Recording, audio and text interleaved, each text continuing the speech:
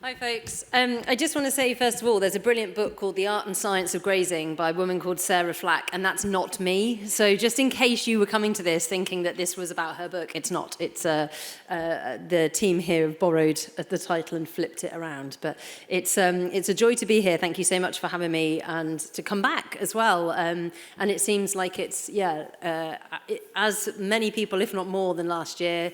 And just great to see so many people again and come back to Northern Ireland. Welcome. And today I'll be talking about the science and art of grazing and these ideas around transforming farm systems through thoughtful grazing management. And I guess that's what I'm interested in. It's this idea that we can kind of cognitively engage in our grazing management, that we can connect intrinsically with what we're doing on farm. So it's probably going to be a bit disappointing if you thought you were going to come and hear lots of the science stuff, but I did a lot of that last year. And so if you are interested in that, maybe, I think it's on YouTube, so you can go and watch last year's presentation. But you know, that kind of thoughtful management, the ability to transform our grass yields, our soil health, our animal well-being, and also farm finances, which I'm really passionate about. I'm a first generation, so new entrant farmer, as is my husband, and everything that we've built has been from nothing to being able to him being employed full time now farming. And we've only been able to do that by being absolutely fastidious and fanatical about our finances. I'm slightly concerned that a lot of what I'm going to talk about has already been talked about by James in the last session. I'm delighted he could join as my warm-up act, to be honest. So, but yeah, hopefully you're going to get something out of this session, and I'm really happy maybe to whiz through it and then focus more on questions. But yeah, so I'm Nikki. I'm a farmer, and I'm now based in Angus, in the north of Scotland, northeast. Last time, when I came here last year, I was telling you a little bit about our farming system, and Greg Judy was up here, and he released the secret that we were going into partnership on a new estate. And I told him under absolute it's a big secret, Greg, don't tell anybody, but we've got this great opportunity. And then he stood on here and said, hey, that Nikki, she's gone from 2 cows to like 2,000 acres. And so, he broke the news, as it were. But we have now moved from the north of the Cairngorms to the south of the Cairngorm National Park, and we are farming in partnership with Rottal Estate. So last year it would have said grazier, Grampian Graziers, but this year it says Farmer Rottal Land and Livestock, which is something very proud of, and I'm happy to talk a bit more about that as we go. But that's me with the wee mob, as they were, although there's a few more of them these days.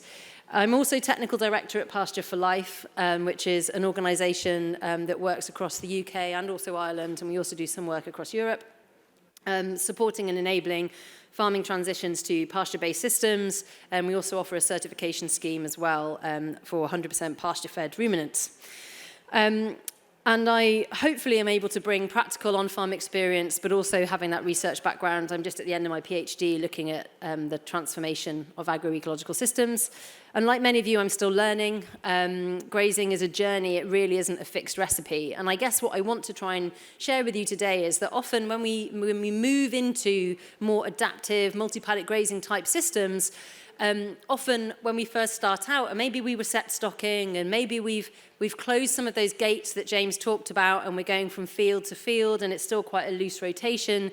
But often what we fall into is a trap of trying to be too prescriptive with our grazing.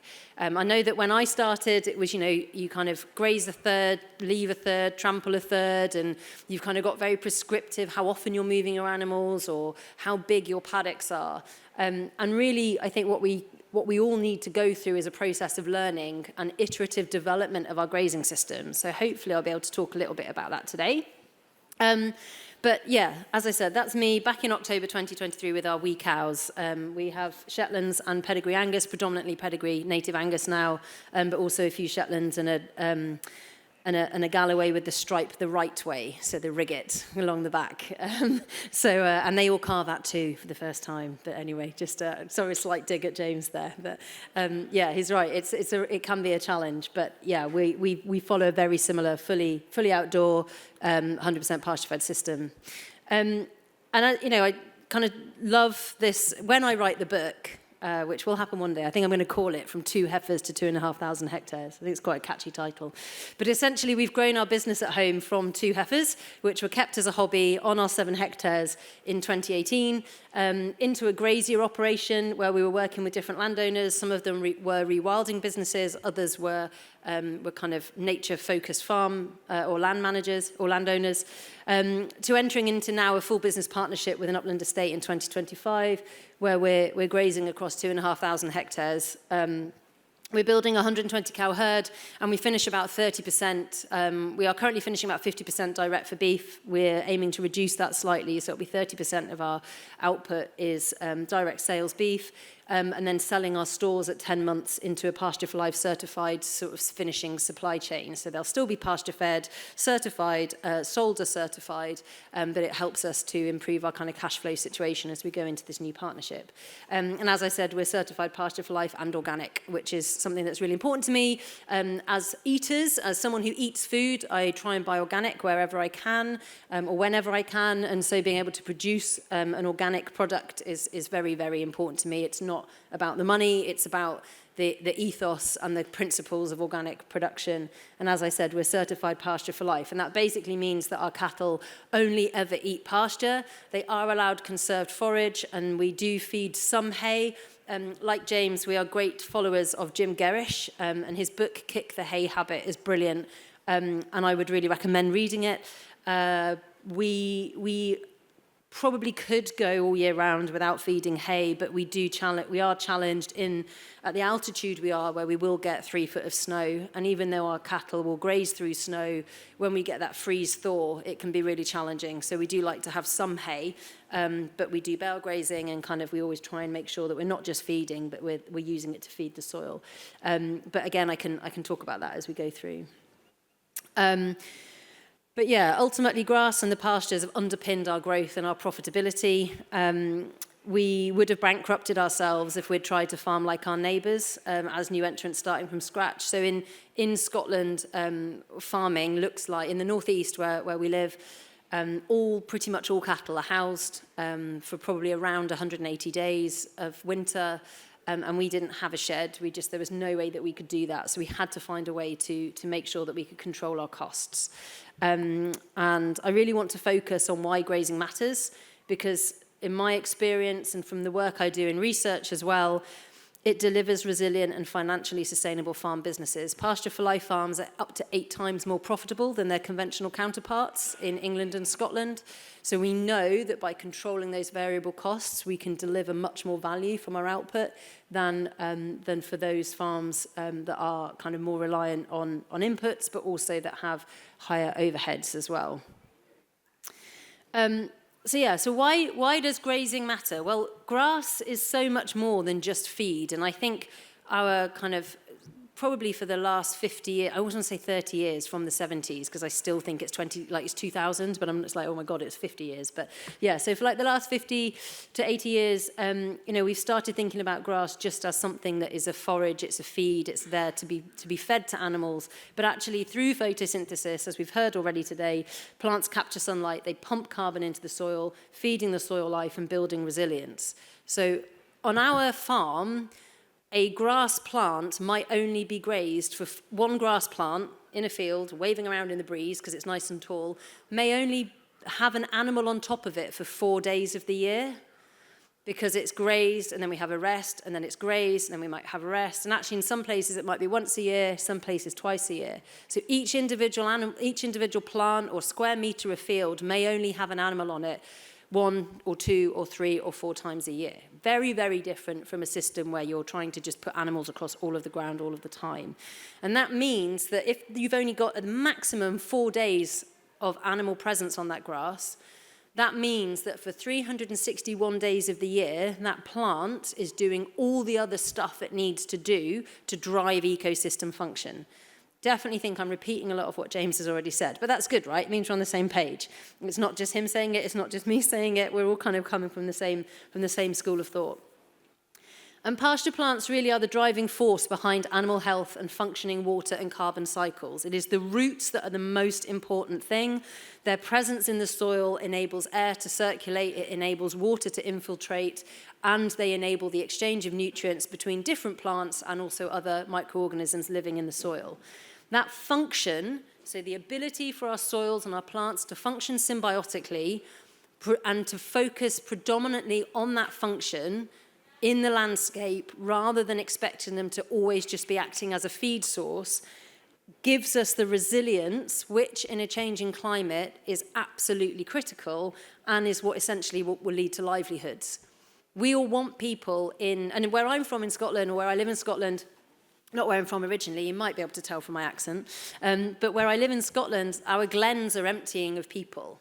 You know, people have been taken off the land historically, right back to the clearances. We're losing people, we're losing farms that are being sold and planted up with forestry. We're losing our rural workforce.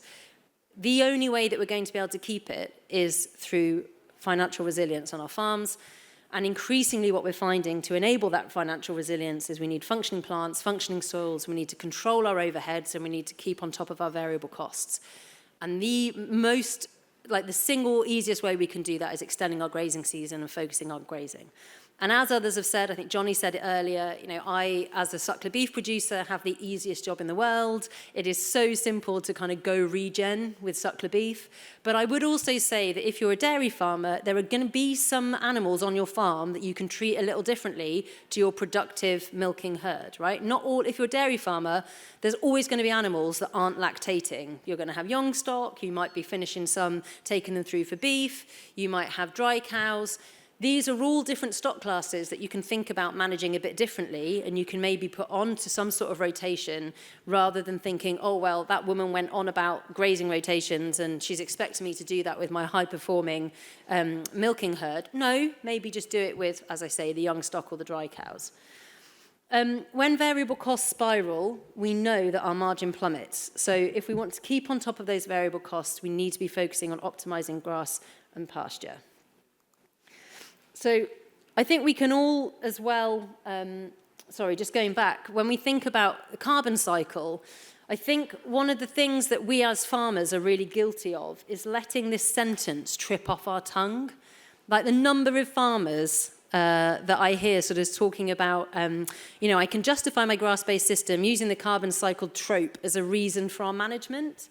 But I would really challenge how many of us actually really stop and think about that, what it means, and how our everyday decisions support this highly complex system function to carry out what it needs to do effectively and efficiently. And the plants in our swards, as I've said already, are living organisms that need to be in good health to function. And it is our job as farmers to create the conditions for health, just as we need to create the conditions for health in our livestock. So I kind of think I have a contract with my animals. I expect them to do all the things I need them to do, which is incredibly similar to James's list. Our cows need to calve at 2 for the first time. They need to have a calf every year with no intervention. They can't have bad feet. They need to have good udders. They need to get pregnant in a 6-week bulling window. They need to keep going in the herd as long as they possibly can. They need to allow me to tag their calves safely, independently, as a single person doing that, either me or my husband. So we need good temperament. And ideally, we want to be able to produce a 300-kilo carcass on the hook. So if they can do all of that, my contract with them is I will put fresh grass in front of them as many days of the year that I possibly can. So expecting our animals, if we simplify this system of animals plus grass equals output, and we can create the conditions for health in our livestock, we will unwittingly and kind of as a result create the conditions for health in our plants. And when we talk about grazing, I think it also helps to start thinking about ourselves. Like, most of us know what it feels like to be stretched too thin, to feel burnout, to feel stressed. How many of us have felt that this year? I've definitely felt it. It's been the hardest 5 months of farming I've ever known. Moving to a new farm in March and having to kind of take on all the challenges that brings with it. So I've definitely felt stretched too thin. And you can keep going for a while, working late nights, running on coffee and adrenaline, but on the surface, you're still functioning. But underneath, you're running down on your reserves, and eventually you burn out. And essentially, that's what we do to our plants. So a plant grows, it's put all its energy into growing. Plants are amazing. They're really great collaborators. They put around 30 to 40% of the energy that they take through from the sun through photosynthesis out into their root exudates. 30 to 40%. They're great socialists. They're kind of really collaborating with their fellow community, individuals in their community. They're putting all those they're putting those exudates out into the soil as a marketplace. But every time they're overgrazed, and overgrazing just means that it's grazed before the plant has fully recovered. I think Johnny talked about that really eloquently this morning. When we overgraze that plant, it isn't able to share those nutrients, and it reduces its ability to kind of be generous, and it becomes very selfish, and it tries to put all of its energy into regrowing again. And eventually what it means then is that the roots start to die off, and we start to lose roots. And when we lose roots, we start to get compaction, and we start to lose the ability for airs to circulate, and then the plant is trying desperately to grow again, and it gets bitten off again. And we go into this horrible cycle where the plant is no longer delivering ecosystem health, it's just trying to survive. So thinking back to when we're just trying to get through the day, we're just trying to get through the week, we're just thinking, God, this time next week it'll be better, if I can just get through this job, if I can just do this, if I can just cope for this moment. You know, we're not thinking about our communities, we're not thinking about our landscapes, we're thinking about ourselves, just trying to get through the day. That's what the plants are going through. So in order to change that narrative, we need to create rest. Rest, again, as Johnny said earlier, the most important tool in the toolkit, but only if it leads to recovery, is the caveat I would put with that. So when we're burnt out, we need a good rest, but we need to make sure that that rest also leads to recovery. Okay, so it's the rest, the right type of rest. So it's not just going to bed at night, it's going to bed at night and having an uninterrupted sleep and having a nice start in the morning and a good cup of tea and a decent breakfast. Okay, so it's not just rest, it's rest that enables recovery. And in the plant's life cycle, that means rest during the growing season. If we create rest during the winter by putting animals inside, and it's the dormant season, it doesn't really have as much impact as if we create rest during the growing season. So there is plenty of science now behind adaptive grazing. It's catching up. It's still a long way behind, but we are getting there. What I would say is, I talked about this last year, and as I've already said, if you're interested, do watch the YouTube video of last year's talk, because I basically go through what does the research say about grass-based systems and about grazing. So it's kind of bringing you up to date with where we're at. And I don't want to dwell on the research underpinning these systems. You can find that. From the UK and Ireland, we do have peer-reviewed results from very controlled experimental platforms. I think Andrew referred to them earlier as research, but it's research. I mean, it's there. It's how the scientific community test their hypothesis. Ultimately, it doesn't really reflect reality on most farms. And that's the challenge, right? So research often is very controlled. It needs to be repeatable. It needs to be peer-reviewed. When you then try and apply that onto a real farm, it just falls apart, because you can't just, we don't have flat pack cows that we can just take away for 8 months of the year and not think about, having to have made conserved forage for them like you would on a research platform.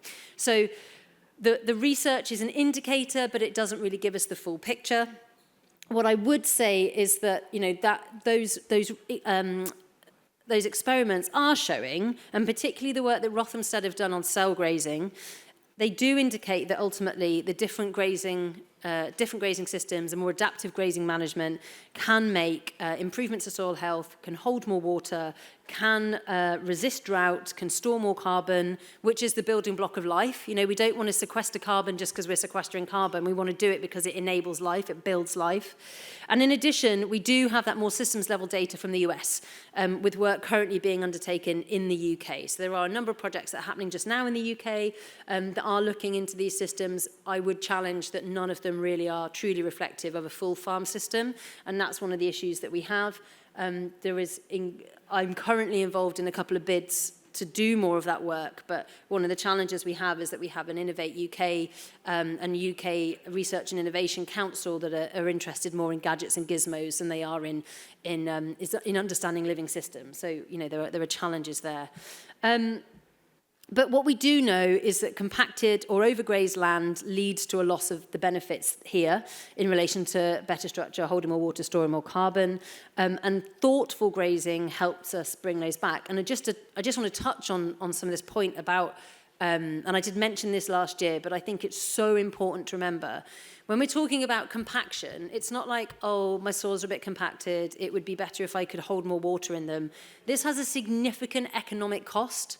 And I think it's really, really important that we remember this. This isn't just about, reducing soil compaction because it's good for soil and end of. It's good for soil and it delivers outcomes for our financial bottom line. So it was found, some research that was done in Lithuania and Ukraine, they found that Lithuania experienced financial losses of 27 million euros a year due to compaction in terms of their loss of productivity. And that equates to 13 euros per hectare per year. So every single hectare was losing 13 euros per year just because of compaction.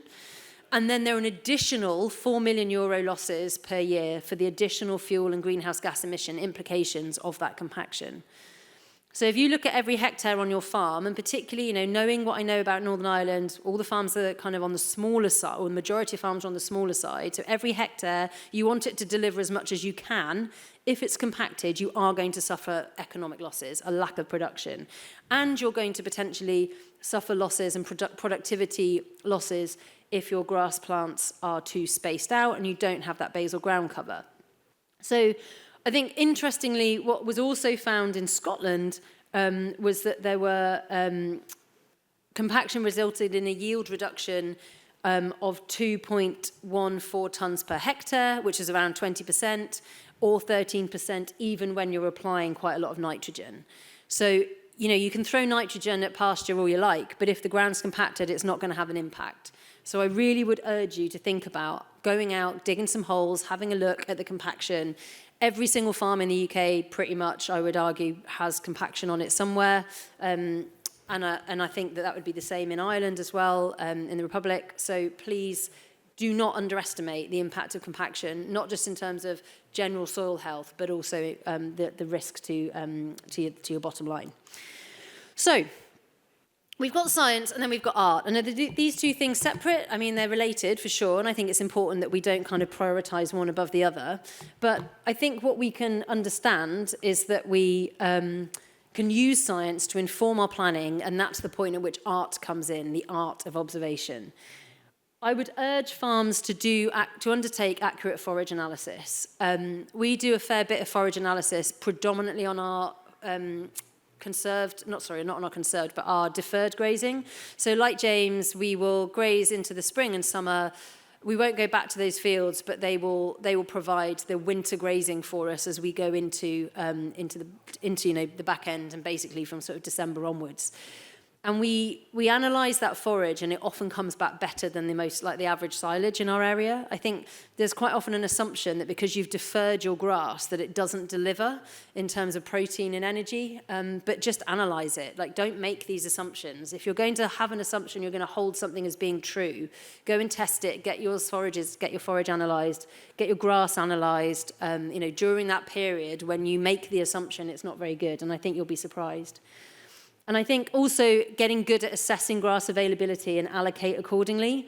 So thinking about that grass wedge, grass-based dairy farmers are really, really good at this. They're very, very good at understanding grass supply and demand on their farms. Beef and sheep farmers less so. And I think understanding how to match supply to demand and considering all the stock classes is important. Now, on our farm, we run all of our stock classes together. So all of our growing stock, finishing stock, absolutely everything has to run together because I can't be bothered to move more than one mob. And actually by reducing the numbers that we have, we're able to create more rest in the system, reduces labour, and it allows us to do other things with our time. So, but not everyone wants to farm like that, and there will be farms that want to run specific finishing groups or a particular group of heifers, or when you're managing different bulling groups. We multi-sire, so we're not running separate bulling groups. So it's very, very easy for us, we're like the laziest farmers. It's so simple for us to kind of work out what's our kilos of dry matter per hectare that we've got available and how many days grazing that's going to give us and what we need to do in terms of creating rest in the system to be able to come back onto that. Going through that process is really key. There are a lot of people who start going into a kind of mob grazing approach with that leave a third, graze a third, trample a third, without really understanding how to undertake a grass budget or a forage budget, and I would say it's a really good place to start. It's important to kind of have that underpinning awareness of how much do animals need to eat. Quite often people will say, well, how big shall I make my paddocks? How long should I leave the animals in there for? Well, in terms of how big your paddock should be, it's about going out, having an assessment of understanding how much pasture you've got, working out how many animals you've got, and then applying that supply-demand approach. And we can do a worked example in a bit, which will hopefully be helpful, if that's not something you've come across.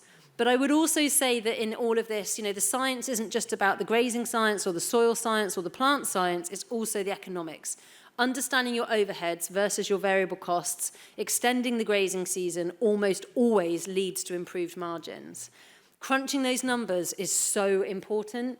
Making sure you understand your cost of production, including labour. I cannot find any statistics for Northern Ireland. It's quite difficult to find them for anywhere, really. I can find average farm income, but that doesn't tell me how much people are getting paid. How many people are paying themselves? Are any of you paying yourselves? I hope you are. Most farmers aren't paying themselves, and they're definitely not paying themselves the true value of the time that they're putting in. We have a rule on our farm that no one works for free.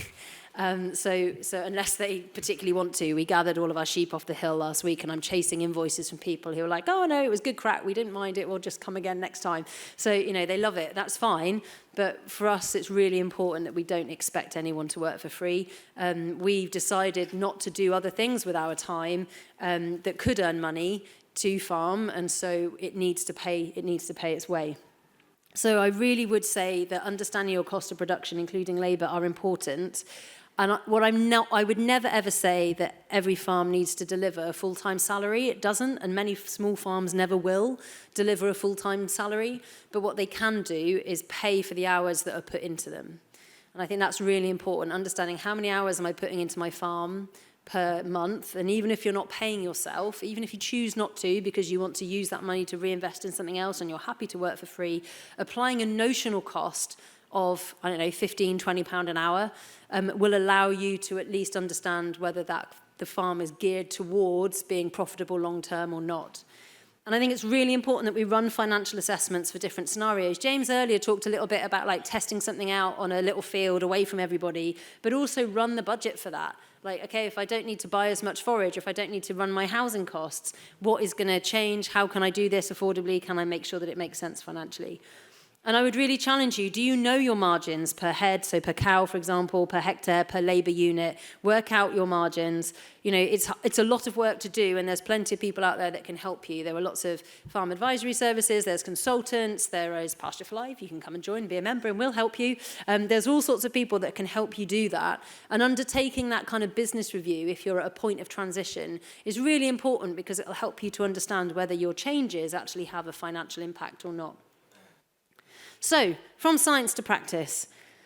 The real magic happens really when we get into the field, and we could spend all day talking about the research and the kind of this is how you do it and this is the theory, but actually when you go out and have a go at it, that's where you really start to see the changes. And James talked beautifully about that earlier and shared some really lovely images. And I guess what I want to do at this point is to kind of come back to our grazing story and talk about what we did. And when I come over to Ireland, whether it's in Northern Ireland or when I go down to the Republic, and I talk about the scale that we farm at, and everyone laughs at me and says, oh, it's far too big, it's not relevant. And if I'm back in GB and I'm over there talking about our farm scale as it was, everyone laughs and says it's too small, it's not relevant, so you can't win. But, we started, as I said, with 2 heifers on 7 hectares. That was our first 2 heifers, Betty and Beth, in our front meadow overlooking the River Devon. And we now do it across 100 hectares of imbi, over 2,000 hectares of hill, with 100 times the number of animals. So the scale is immaterial. And this idea that you need more land, I'm going to follow the trend of everyone else with their swearing, is bollocks. You can make this work regardless of the size of the farm. You just need to be a little bit thoughtful about it, and it might mean that you have to have fewer animals than you thought you could. But you probably will be able to get back up to those numbers again. But I think it's really, really key that understanding that you can do this at any scale, and this excuse of I don't have enough land is just not true. You just need to change the way that you're splitting that land up, and electric fencing is a really great way to do that. And I think I was having a really interesting chat with Brona last night about overheads and the cost of production. And I was thinking about the stuff that we own in our business and the things that cost us money. So we own the animals, we own a pickup, paid outright, so we own that fully. We own 2 handling systems. So, we've got one really decent crush and one kind of more, like a head gate and a couple of gates, and then quite a lot of hurdles. We've got a livestock trailer, electric fence, water pipe, and some troughs. That's it. So a bunch of animals, and then that's all we're running our farm system on. No tractor, no quad bike. So I think the reason that we're able, and I've currently got a tax bill that I'm having to deal with from last year, so the reason that we're able to make a profit is because we do not have huge overheads. So thinking about creating a lean system, our grazing is informed by science, but it's guided by nature. And I think recognizing that nature wants to be abundant. She wants to move towards the maximum possible photosynthetic potential. And James talked about this, the Jena experiments kind of found that in Germany. And if any of you have listened to Jim or Haim Elizondo, whose total grazing system I don't necessarily fully agree with, but he does talk sense for sure when he talks about nature wanting to always aim towards abundance and diversity. So the more that we can strip out the stuff that isn't nature, the more likely we're able to optimize what is there, those natural processes and systems, and then deliver a financial return. Oh, I've lost the N off the end of the art of observation. So this isn't me, this is Neil Heseltine. I thought I'd better get some belties in there somewhere, seeing as they're so popular these days. But this is Neil, and he runs a very different system to us. So he's managing a lot of kind of diverse meadows and pastures in the Yorkshire Dales on limestone pavement. So it's a very particular type of landscape. And this art of observation really is the art of grazing. It's not a prescription that you follow from a book. It's about being out there, looking at pasture height, leaf stages, soil moisture, digging into the soil, smelling the soil, watching how the animals behave. Are they grazing calmly? Are they restless? Are they grazing down too hard? And it's about adapting, because no 2 seasons, no 2 farms, no 2 fields often are ever the same, and there are no prescriptions. And I think that's the key message to take away today, is that if you're thinking about changing to an adaptive multi-paddock AMP-type grazing system, there are no prescriptions. Nobody is going to be able to tell you how to do it on your farm. You're going to have to work that out for yourself, but there are some very key, easy ways to get started. But when we're doing that, we also need to make sure that we want to watch the animals. We want to look for rumen fill. So I'm hoping that you all know about rumen fill. But essentially, on a cow's side, so the heifer on the right, if you look at her, it's not great to see on a black animal, sorry, but the heifer on the right, she's got her left flank to us. And by her hip, there's a little triangle just in front of the hip. And if that triangle is indented, that means that the rumen isn't full. And it means that that animal is waiting for food to fill it. What we want is a nice full rumen. So we want the rumen to be, and when they've been ruminating, they've been lying down, they've been ruminating for a while, and they start grazing again, or when they wake up in the morning, that is going to be indented because it's empty. They've had a long period of time without filling their rumen. But ideally, when we move our animals from one pasture to the next, I want them to kind of be not bothered. If I see animals bawling at a fence, screaming to be allowed into their next paddock, I've failed, in my view, because I've pushed them into feast and famine. So what we want is for our animals to kind of slowly meander into their next paddock. We want that rumen to be not dipped, but kind of flat. And ideally, I want to see it slightly protruding, not to the extent that they're bloat, but that they have got a slightly protruding rumen, because it means they're nice and full, they're nice and content. And when animals are content, they're able to lay down fat, and they're able to grow their young in utero, and they're able to produce milk. So all of our dairy colleagues will know all about lying down times, and dairy farmers want lying down times because that means the animals are content, they're lying down, they're producing milk. And what we want, it's the same really as in our beef cows. We want our cattle to be lying down, chilling out as much as possible, because that means that they're growing, they're laying down fat, or they're growing their young inside. I cannot overestimate the importance of looking at cow pats or sheep poo. Not enough people do it. Everyone should be doing it. Your camera roll should be full of shit pictures. Because assessing dung is a really, really quick way and a very simple way of assessing whole herd health. And it's much, much easier to do if you move your animals every day, because you know that the paddock they've been in, you've got a day's worth of poo to assess. You cannot effectively assess dung in a set stock system because you don't really know when that dung dropped. So being able to, the more frequently that you can move your animals, the more easy it is to be able to assess that dung and to check whether it is looking healthy or not. And what we want to see is a dung pat. I've got a photo of one as an example in a minute. Excellent photo. What we want is a cow pat that has fallen like a slow clap. Like, hope no one did a slow clap at me then. That was very rude. But yeah, we want a nice slow clap poo. And that means that the consistency of the dung will then will hit the ground in a nice concentric circle with a bit of a slick dip in the middle with a bit of a sort of slick of an oil finish. And that's a perfect pat. And that means that the animal is able to get enough protein, get enough energy, be held in the rumen with a higher fibre content than most ryegrass clover will offer. And it allows them to get the most out of their forage rather than it just shooting straight through them. And I think I and Greg Judy made this point last year. I'm going to say it again. If you experience diarrhea the way that most of our cattle are experiencing the shits for as long as they do, you'd be going to the doctor with a problem.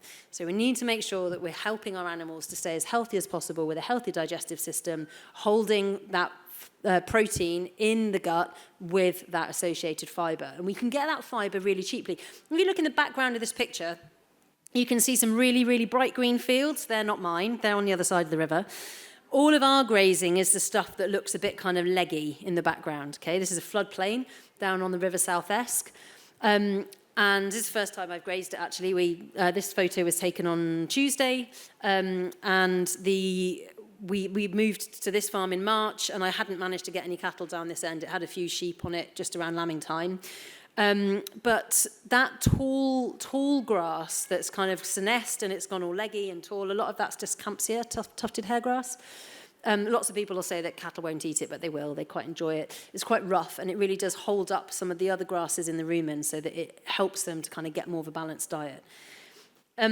One of the challenges, I guess, is that the science of grazing will talk about multi-species swards that are like these sexy herbal lays, or it will talk about kind of diverse pastures, species-rich pastures, but very little of our kind of science around grazing talks about kind of semi-improved, regressing to unimproved, or I would say progressing, depending on your view, and kind of grasslands that actually a lot of the kind of rougher, edgy bits are that I pass to get here look like. And so there isn't really any science behind that. We just have to suck it and see and have a go. And what I would say is that splitting up these areas, you do get really nice impact. You get the animals able to be less selective about what they're grazing. They'll eat into rushes. They'll happily munch through some of this tufted hairgrass. And they get a really nice mix, as I said, of brown and green. For any of you that are making compost, if you're into making compost, we know that we need the balance of green and brown. A cow is the most incredible compost making machine, and you don't have to turn it. It's amazing. And you get beef and milk out of them. Bonus. They also need that balance of green and brown. And we all know that because we'll be chucking straw at animals that are on really green, lush grass, or we'll be chucking a hay bale in with them. But they can self-select it. They can do it themselves without any fossil fuels having to be burnt to get it to them, just by allowing those plants to get up a bit taller. As I said, I want them slow and steady to move, and we want heads down grazing. But then ideally, after I've moved them, if they're lying down within 40 minutes, then we're onto a winner. We don't want animals to be stressed looking for food. We don't want them to be, heads under the wire, desperately eating the next paddock's allocation. If that is happening, fine. Just reflect on it and do something about it. So if you go to move your animals, you've worked out, you're like, right, that's it, I'm going to get some of this electric fence and I'm going to start this mob grazing malarkey, and you've sectioned off your paddocks, and you go back after that first day and they're all standing there bawling and there's not a scrap of grass on that paddock, you've probably made the paddock too small, so make it a bit bigger for the number of animals that you've decided to graze. Or if it looks like they've hardly touched it, maybe you'll leave them in there an extra day, or you'll next time make the paddock a bit smaller. So what's great about these systems is that they're iterative. You can change it every single day. You can change it halfway through the day if you want, give them a bit more, make the paddock a bit smaller. You can do what you want. So that's what's brilliant about these kind of the creativity of these systems, is that you can use technology like electric fences or the virtual collars available now from Monil and No Fence. Really glad to see that there's another player in the market. So, you can use the technology to help you, but don't feel like you have to do, oh, but I read somewhere that I have to graze 50% or I have to do a third, a third, a third. It's going to change at different times of the year, and it's going to be different for different farms. It's going to be different depending on the forage, the life cycle of the animal. It is not an exact science. Nobody can give you the prescription. You just have to have a go. Here's the wonderful cow pat I mentioned earlier. So when we're reading the pasture, we want to create that rest. And as I said, in the growing season, the rest is critical. Rest is that tool to enable recovery. And recovery is the above-ground indicator of ecosystem function. And a really, really simple way to work out whether your pasture plants have recovered is whether they've got pointy tips or not. So if you think of a grass plant that's got all pointy tips, and Clive's done some beautiful drawings, actually, that are available. And normally I have them in my presentation, and I haven't today, so apologies. But you can kind of see the pointy tips on the pasture. If you pick like a handful of grass and it's got pointy tips, then that plant is kind of in full recovery. It's in optimized kind of optimized state of production. And then an animal comes along and bites that off, and you get blunt tips, right? So a cow either wraps her tongue round or a sheep nibbles, and we've then got kind of a blunt top to that grass. Whilst that grass is still blunt, it hasn't recovered.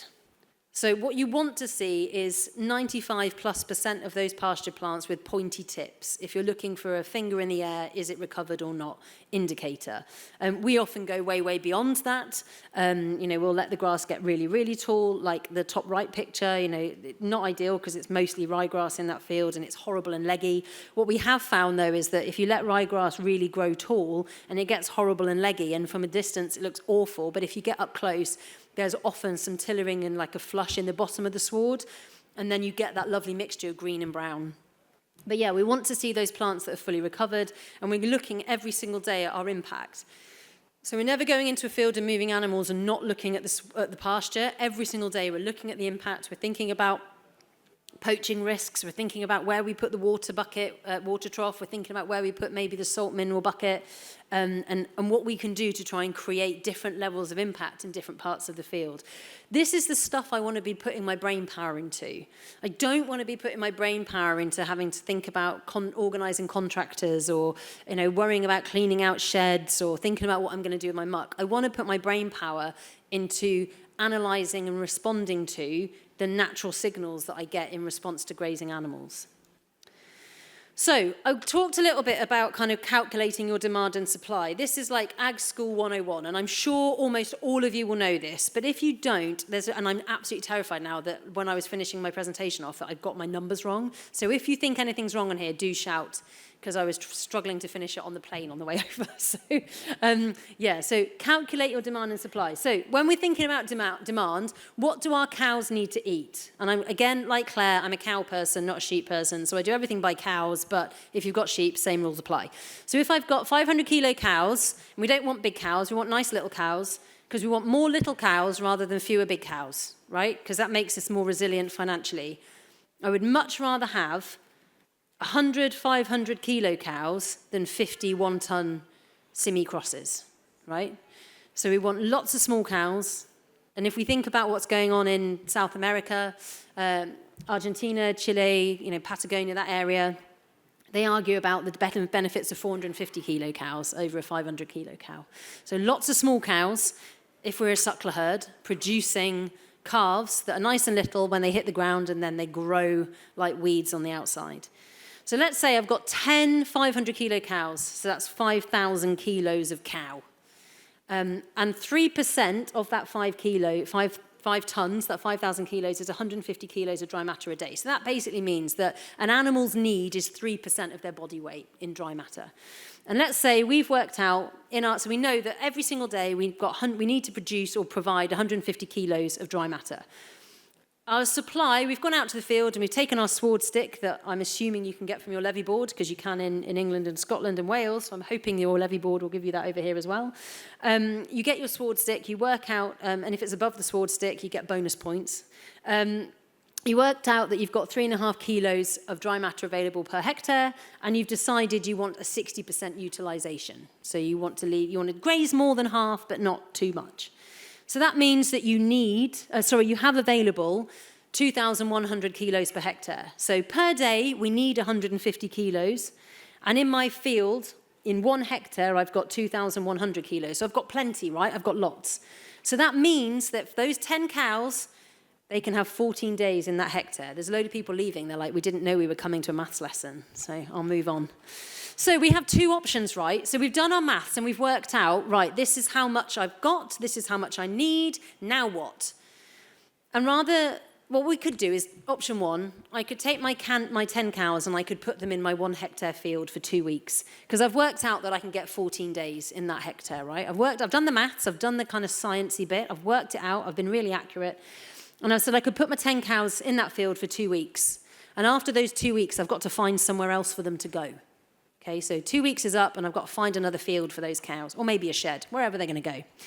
My second option is that I could split that field into 7 paddocks using electric fence, and I could put them in each paddock for 2 days. And that means that the day 1 paddock is going to get 12 days rest. Now, 12 days isn't really enough of a rest period. We wouldn't really be wanting to do anything less than 30 days in a wet, warm June on our farm, in our context. But you start to get the picture. By splitting up these paddocks, by reducing the amount of space that animals have allocated to them every day, we can control their intake, and it means that we can control the rest. And if we can control the rest, we can enable recovery, right? So a simple way of just going, okay, well, I've got my 10 cows. So this idea that you need more land, which of these 2 options needs more land? Option 1 or option 2? 1? Yeah, exactly. Because after 2 weeks, I've got to find another field. But actually, option 2, I just go back to paddock 1. It hasn't got the optimized recovery, but it's better than nothing. So actually, this idea that you have to have loads and loads of acres so that you can shut loads of it up and you haven't got animals in it doesn't play out. It actually, and the research at Rothamsted found that you can double your carrying capacity. Twice the amount of animals per hectare, twice the amount of output by using these kind of grazing systems. So, let's check on time. Oh, we're all right. So you will all, as farmers, as producers, have farm sense, and you'll have stock senses, and you know when things are going well or not, and you can use that, tap into that to assess your animal performance, and creating the space and the headspace and the capacity by using these systems to reduce the amount of additional labour, additional work that you need to do, using those stock senses to assess animal performance, and then check it by measuring, including the financials. I think, we really, if I don't, I kind of used to just talk about grazing, and I used to just wang on about, why it's important to do mob grazing stuff. But increasingly, I really, really feel it's getting more and more important that we understand our financial position. We can only stay in business as rural communities if we understand our finances and we start to value the kind of financial implications of the decisions that we make on farm. And so many of us that either go through transition or start farming in this way are so much more profitable as a result of doing this. And as I said earlier, Pasture for Life farms are 8 times more, up to 7 to 8 times more profitable than their conventional counterparts in England and Scotland. We know that we see that, but you're never going to believe it unless you have a go at it on your own farm and assess your own financials. And if you don't want to pay yourself, that's fine, but apply a notional hourly rate. So at least you can work out actually the hours that I'm putting into this versus the hours that I'm putting into that. Play around with the figures and use them as a decision-making tool rather than as something to hide away from because it's a bit embarrassing to talk about. And I'm not going to stand here and tell you to know your costs without talking about my own. So our cost of production per cow to the bull, so this is for 23-24, so it's actually gone down a bit this year, 24-25, but I haven't updated my figures because I only just got my draft accounts back. But our cost of production per cow to the bull was £451, and the top performing, and actually it's very similar in Northern Ireland to the UK averages, the top performing is 611 and the average is 968. So we're getting on for £150, £160 lower cost of production per cow to the bull compared to top performing herds in England. And when we look at our vet med, feed forage, minerals, labour, admin and mech, we're coming out at about £90 a hectare. And I think my favourite statistic of all time will always be this one, which is that in Scotland, the typical cost of feeding a spring calving cow over a 180-day winter is about £280 per head. and our winter feed cost for cows is £62 per head in 23-24. So over 220, just under, pounds cheaper. Bear in mind that that £280 head for the average spring calving cow doesn't include the fact that she's in a shed that needs bedding and that needs mech in order to get the feed to her and clear the shed out and replace the bedding. Our £62 per head cow being fed through the winter requires no infrastructure other than a water system, electric fence, and 2-day hire of tractor to get bales out during the spring and during the summer and autumn. So the costs, that £62 per winter feed cost, add in labour, add in a few other bits, it's probably £100 per head, let's say. I need to actually work that out, don't I, to have it clear. But let's say our wintering cost per cow, let's say it's £100 per head, compared to what is probably getting on for £500 per head, I would imagine, in the rest of the suckler herd. Immediately, that's the difference between either employing another person or making a profit or not. So having a system that's worked for us at a small scale, we are now in the process of, as I said, of building our business. Essentially cost effectiveness, reducing feed and input costs by maximising the use of available forage, reducing the need for external inputs, greater carrying capacity, more efficient use of forage, and greater output per hectare all comes from managing your grazing better, and long-term sustainability, obviously all key. And part of this is this idea of, this deferred grazing, which James talked about, this bale grazing approach. And we did a cost-benefit analysis through Pasture for Life, which showed a net financial benefit to the farm of £1.58 per head per day. So £1.58 per animal net benefit compared to a housed fed system. And that financial benefit is helping to maintain the viability of the herd within a wider farm system. And for the farm in question, where we did that £1.58 per head per day, with 7 farms that we analysed, and then we took one forward as a case study, that equated to a net saving of £22,000 per year, compared to their previous system. That means they could employ another person, or they could make significant infrastructure investments on their farm or go into a diversification. It gave them the freedom to make some choices because suddenly they're making 22k more than they did the previous year. So I just wanted to end with some lovely quotes. I think I shared these last year from people about why do you get involved in kind of AMP mob grazing. For me, this is the art, and it's the stuff that James shared in terms of the photos of the beautiful wildlife, but it's the key that unlocks the rest of the farm system. Grazing seasons are longer, cover crops can be turned into plant-available nitrogen, grass grows grass. Someone talked about the daily visit from Kestrel. We heard about Claire's, Michael, the Kestrel, I think. Giving grass a good rest, good things happen. Major health issues disappear with fresh ground. It's productive and profitable. We can grow a lot of grass, which produces good daily live weight gains without any inputs. That was last winter. That was a nice, easy day. I like it when it's like that. There's no proper snow on the ground. So what's stopping you? Please, would love to hear from all of you if you've got interest, questions, if you want to know more about Pasture for Life or what we're doing. You can get in touch with me, Nikki at pastureforlife.org. You can find me on Instagram, Nikki.Yoxall, I think, Nikki Yoxall, I think. Or Grampian Graziers is my husband. But happy to take questions. Thank you.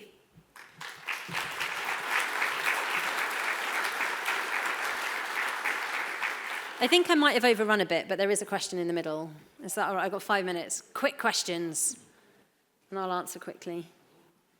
God, that flew by for me. I hope it wasn't too slow for you guys. I was thinking of this when James was showing us pictures of outwintering in Canada. I don't know, I would have thought Scotland would be more like Ireland, but you are in the Highlands. Our issues are not the harshness of the winter, not whether it's too cold. It's the fact that it's so wet, that it's the survival of the ground rather than the cattle, which is why we feel we have to house. We simply haven't got enough dry ground not to get poached to oblivion by outwintering. Sure, and I think the key to that is the grass covers that James talked about. And I would say that not enough people, too many people are trying to outwinter on inferior grass covers. And what you really need, if I go back, Georgia in that photo. So that, that's an autumn. In fact, that's a winter picture. So it's having covers that are thick, that are mixed green and brown, that have got, permanent pasture. You look down and you can't see soil. You can see a really strong, thick mat of plant life below you. That's what you need to be outwintering on. And trying to outwinter on anything that's lush and green is inevitably going to end in failure.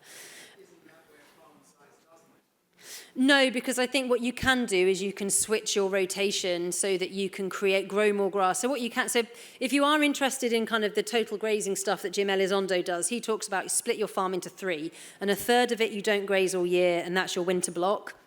A third of it you have as a summer fallback and a buffer if it all goes wrong, and then the other third is you're rotating on during the growing season.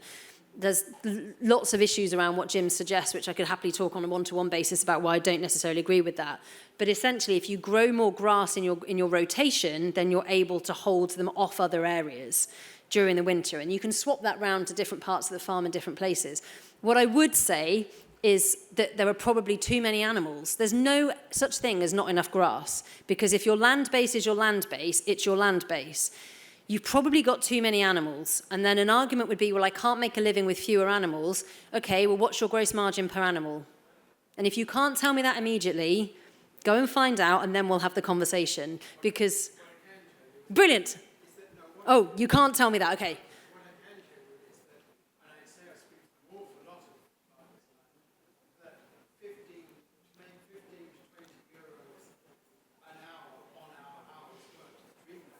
Yeah. But that's about how much labour goes into the farm, reducing your overhead. So there is, we started with nothing, and if we can do it, starting on 7 hectares with 2 heifers, and working on different, and we've gone from that 7 hectares, yes, we're on 2,500 hectares now, but we've worked at every scale in between. And it's possible, and it's very difficult to say on your farm this is what you should do without me coming to your farm and doing a full farm review, which I'd be happy to do, a very reasonable day rate. But what I would say is that there are always things that can be changed. If you go into the discussion with that won't work, it probably won't. And that's fine. If your business fails or not, it doesn't really affect me. It affects you. So what I want is for everybody to have the opportunity and have some knowledge and skills that they can kind of use to make changes on their farm. But if you don't know your cost of production and you don't know your margins per animal or per labour unit or per hectare, please don't start making arguments with me, anybody, and this isn't aimed at you, but just generally, about that won't work on my farm.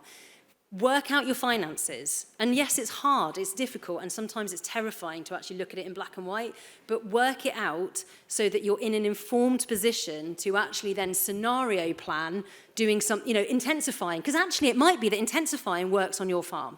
And if it does, and you've worked out the numbers for it, fair play, crack on, brilliant. If that means that it creates a long-lasting, resilient livelihood for you, your family, future generations, whoever it is, grand.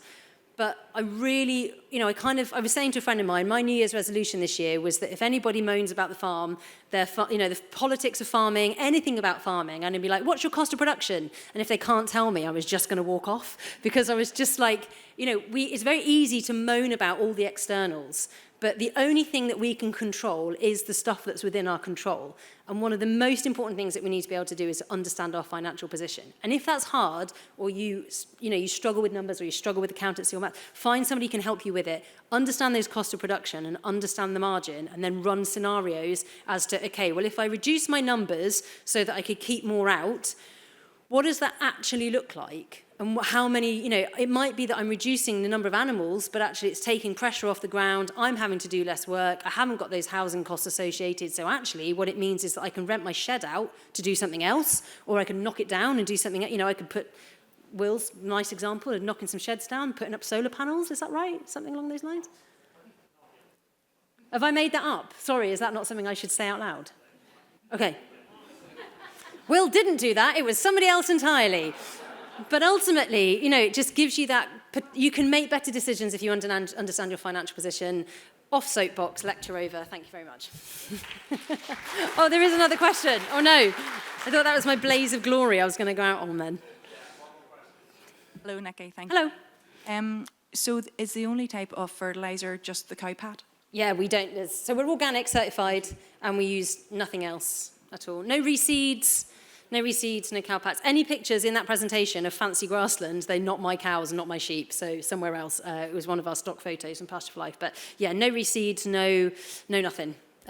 Grass, cows, electric fence, that's it. Yeah. Cool. Thanks, folks.